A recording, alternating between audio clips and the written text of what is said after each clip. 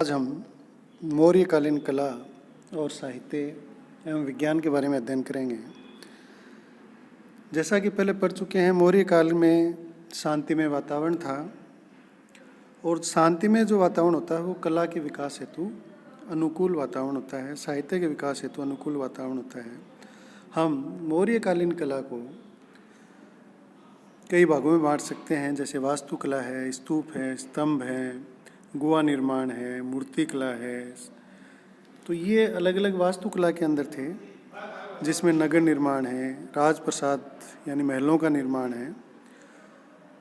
अशोक के समय में लकड़ी के स्थान पर पत्थर का भवन निर्माण होना शुरू हुआ। उससे पहले, अशोक से पहले लकड़ी के भवन बनाए जाते थे। इनके काल में पत्थर का उपयोग किया जाना शुरू हुआ। बीजी गोखले लिखता है कि प्राचीन भारत की कला का इतिहास अशोक के काल से ही प्रारंभ हम कर सकते हैं।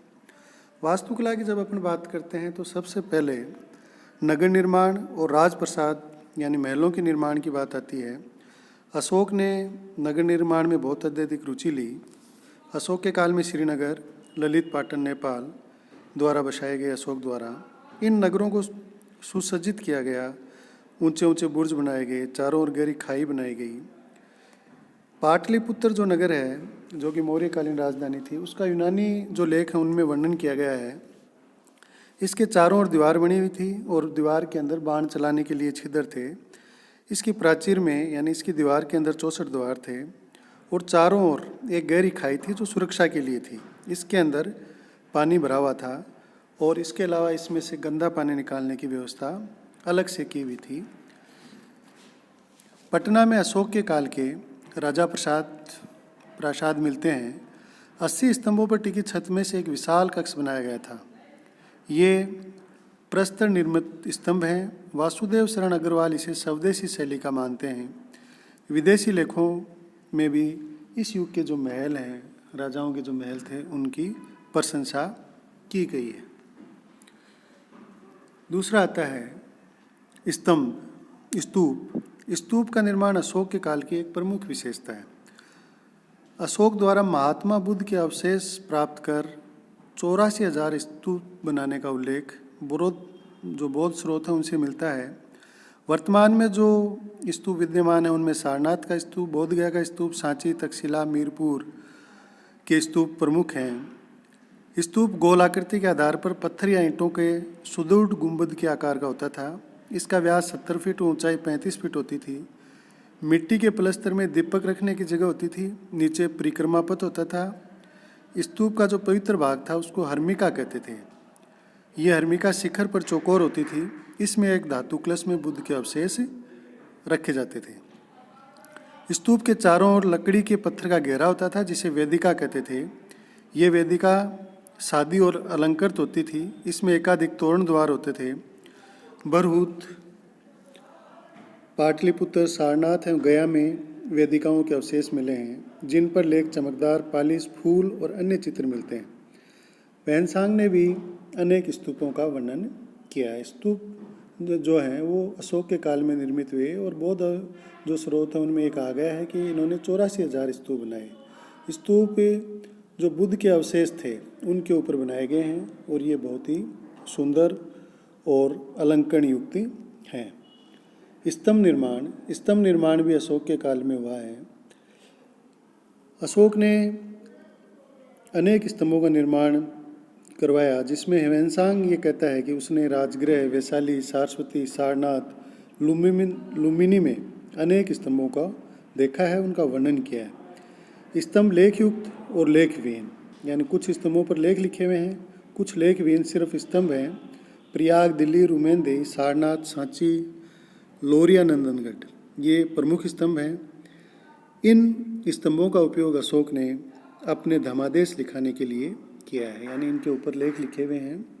बौद्ध धर्म के प्रचार के लिए अशोक का जो धर्म था उसके बारे में लिखा हुआ अशोक के दूसरे और 7वें स्तंभ लेख पे। इस तरह से स्तंभों के ऊपर लेखों का लेखन किया गया। प्रत्येक स्तंभ 3 भागों में बंटा होता था, लाट, शीर्ष एवं पशु आकृतियाँ, यानी एक लाट सीधी, उसके ऊपर शीर्ष और उसके ऊपर पशु की आकृति। इस प्रकार ये 3 भागों में बंटा हुआ होता था। फलक के ऊपर हाथी, घोड़ा, वृषभ, सिंह आदि की आकृतियाँ स्थापित की जाती थी। सारनाथ स्तंभ, जो कि सबसे प्रसिद्ध स्तंभ है, इसमें 4 सिंहों के ऊपर धर्मचक्र स्थापित है। ये स्तंभ चुनार के बलुआ पत्थर से बना है।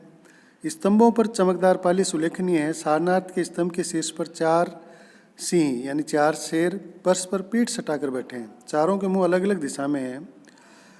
स्वतंत्र भारत में इसे ही राष्ट्रीय प्रतीक चिन्ह के रूप में स्वीकार किया गया है। इस काल के अंदर अनेक गुफाओं का निर्माण किया गया। अनेक पर्वतों को काटकर, चट्टानों को काटकर उनके अंदर सभाकक्ष और कक्ष बनाए गए। तो इन गुफाओं का निर्माण भी किया गया। इन गुफाओं के अंदर भिक्षु रहते थे और इन गुफाओं की जो दीवार हैं उनके ऊपर भी चमकीली पालिश मिलती है। मूर्तिकला भी इस समय अपने चरम पर थी। इस समय मूर्तिकला के जो अवशेष हैं वो पाटलिपुत्र, मथुरा, विदिशा स्थानों से प्राप्त हुए हैं। और इस समय की जो मूर्तियां हैं इनकी जो प्रमुख विशेषता थी वो चमकदार पॉलिश है। इसके अलावा जो मूर्तियां मिली हैं उनमें यक्ष, यक्षिणी की, गंधर्व, पशु, पक्षी और देव मूर्तियां मिली हैं। दीदारगंज से मिली यक्षी की मूर्ति 6 फीट 9 इंच ऊंची है। मथुरा से यक्षी की मूर्ति, पटना से प्राप्त 2 जैन तीर्थंकरों की मूर्ति, सारनाथ से प्राप्त पुरुष मूर्ति का शीर्ष भाग, ये इस समय की प्रमुख मूर्तियाँ थीं जो कि इस काल के अंदर प्राप्त हुई हैं।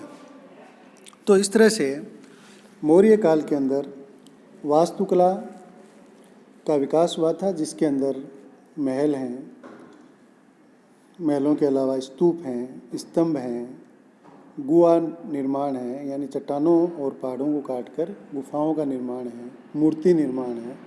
ये बड़ी उत्कृष्ट शैली में हुआ था। और जो सबसे प्रमुख विशेषता है वो इस काल की चमकदार पॉलिश है। इस समय में जितनी भी मूर्तियाँ, महल और ये मिले हैं उन पे चमकदार पॉलिश की गई है और वो पॉलिश अब तक लगभग वैसी की वैसी ही पाई जाती है। साहित्य, मौर्य युग में संस्कृत एवं पाली भाषाएं प्रचलन में थी। संस्कृत जो विद्वान थे उन्होंने साहित्य को सर्जन की भाषा बनाया संस्कृत को। पाली जनसामान्य की भाषा थी। सम्राट अशोक ने पाली भाषा को राजकीय भाषा के रूप में प्रतिष्ठित किया।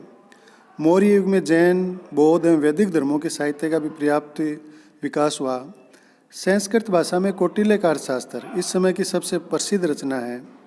इसके अतिरिक्त भद्रबाहु का कल्पसूत्र, गृहसूत्र, धर्मसूत्र ये भी संस्कृत ग्रंथ जो मौर्य युग में लिखे गए। पाणिनि की अष्टाध्यायी, वात्स्यायन के वार्तिक भी मौर्य काल के माने जाते हैं।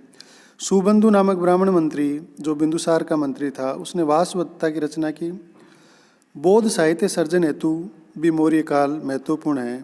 बौद्ध त्रिपिटक साहित्य का संकलन, मोगलीपुत्तिस का कथावथु आदि इसी काल की देन है, क्योंकि इस समय में तृतीय बौद्ध संगीति का आयोजन भी किया गया था। जैन साहित्य में आचारांक सूत्र, समवायांग सूत्र, भगवती सूत्र, उपासक दशांक, प्रश्न व्याकरण जैसे ग्रंथ मौर्य युग की देन माने जाते हैं। रामायण और महाभारत के अनेक अंशों की रचना भी मौर्य युग में की गई। इस प्रकार इससे स्पष्ट है कि इस समय के अंदर साहित्य जो था वो समर्थ था। इस समय की जो लिपि थी वो ब्रह्मी लिपि और खरोष्टी लिपि 2 प्रकार की लिपियाँ थी। अशोक के जो अधिकांश अभिलेख हैं वो ब्रह्मी लिपि में ही लिखे गए हैं। मानसेरा और शाहबाजगढ़ी का जो अभिलेख है वो खरोष्टी लिपि में लिखे गए हैं। जो ब्राह्मी लिपि थी वो बाएं से दाएं लिखी जाती थी, जो खरोष्टी लिपि थी वो दाएं से बाएं लिखी जाती थी। इस प्रकार मौर्य काल के अंदर कला और साहित्य का विकास हुआ और वो अपने चरम पर थी। और इसका कारण ये था कि इस समय के जो राजा थे वो कला प्रेमी थे। इसके अलावा राज्य के अंदर शांति व्यवस्था थी और जो शांति काल होता है उसके अंदर कलाओं का विकास अत्यधिक होता है। धन्यवाद।